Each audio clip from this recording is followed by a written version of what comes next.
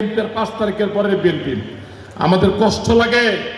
আগে আমরা আওয়ামী লীগের সাথে লড়ছি, এখন দেখি আমাদের মধ্যে গুপ্ত আওয়ামী লীগরা তাদেরকে প্রতিষ্ঠিত করে অনেক ওয়ার্ডে আমাদের বিএনপি নেতা কর্মীর বাড়িতে হামলা হয়।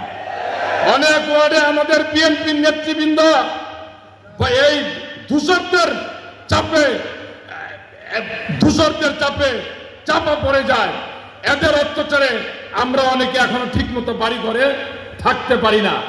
আমরা আজকে শপথ করব, এখানে 16টি ওয়ার্ডের নেতৃবৃন্দ আছে, আর কোন ক্ষমা না। যদি আমার এই ওয়ার্ড বিএনপি নেতৃবৃন্দকে, আমার নেতাকে নিয়ে কেউ কিছু করতে চায়, আমরা সাথে সাথে প্রতিবাদ করব, আমরা প্রতিহত করব, আমরা একত্রিত থাকবো। সব শেষে যে কথাটি বলছেন, জামালপুর পৌরসভার মালিক কিন্তু জনগণ ভোট দিয়ে অ্যাডভোকেট ওয়ারেস আলী মামুনকে করেছেন। জামালপুর সদরের মালিক